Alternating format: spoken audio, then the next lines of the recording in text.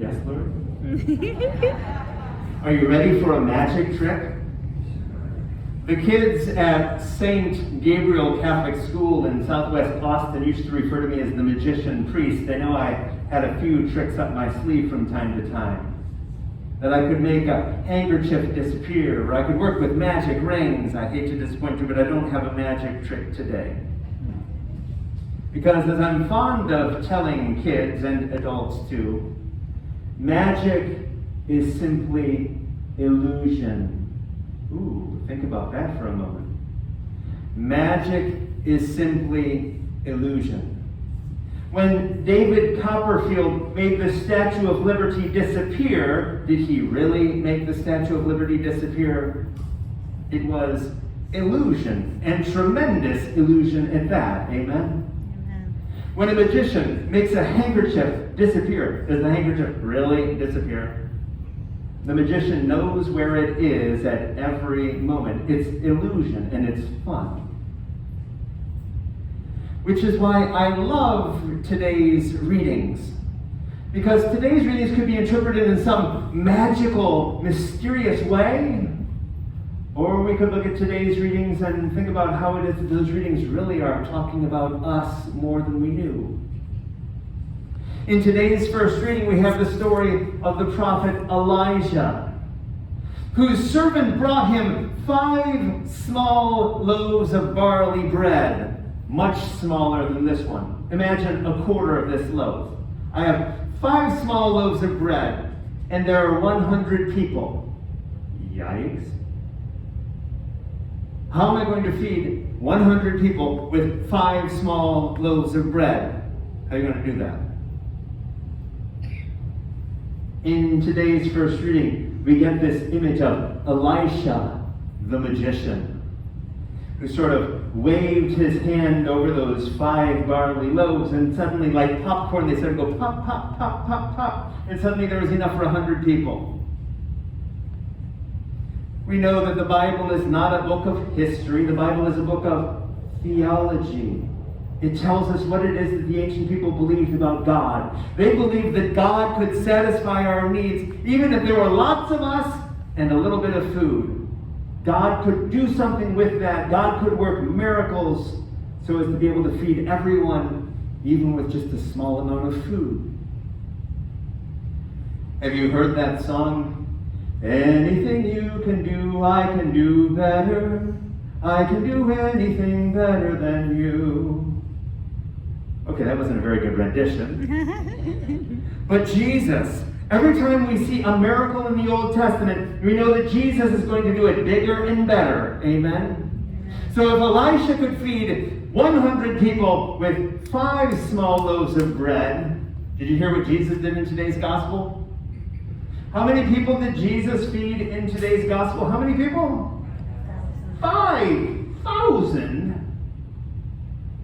My math is not good. Is that 50 times more than Elisha? Elisha, 100, Jesus, 5,000. Elisha had 5 small loaves of bread. What did Jesus have? 5 loaves of bread and 2 fish. Anything you can do, I can do better. I can do anything better than you. I'll take 5 loaves and 2 fish and wave my hand over them and pop, pop, pop, pop, pop. Suddenly, we're feeding 5,000 people. Isn't that a great image of Jesus the magician? But let's back up one moment, remembering that magic is simply illusion. And imagine a more human Jesus. What if Jesus, instead of doing some magic waving of his hand over 5 loaves and 2 fish, multiplying them like popcorn, what if instead, in their culture, everyone, all of those 5,000 people went out into the wilderness with something in their purse or in their pocket? You don't go into the wilderness with no food, amen? 5,000 people are not so foolish to go out in the wilderness with no food. But in a culture where you didn't eat in front of other people because it might be rude, imagine Jesus doing something that encouraged people to look into their pockets and purses and to have the courage to share it with those around them in such a way that by the time they finished eating and everyone was full, they took around baskets to collect the fragments, and they had 12 baskets of leftovers. Dang. You choose. You can have the image of Jesus the magician, or you can have the image of Jesus who encouraged others to share of what they had. Because maybe that's a good message for us today. That Jesus is calling us to share the little bit that we have, and that Jesus can work with that. You choose. I have in my hand 2 objects. A check for $1 million. $1 million. Imagine for a moment that I have the funds to cover the check, okay? Imagine it was $1 million, right?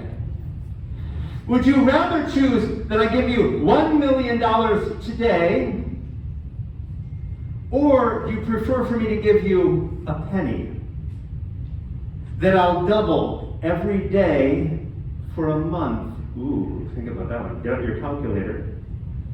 Do you prefer just to take the $1 million right now? Or do you want the penny that I'll double every day for a month?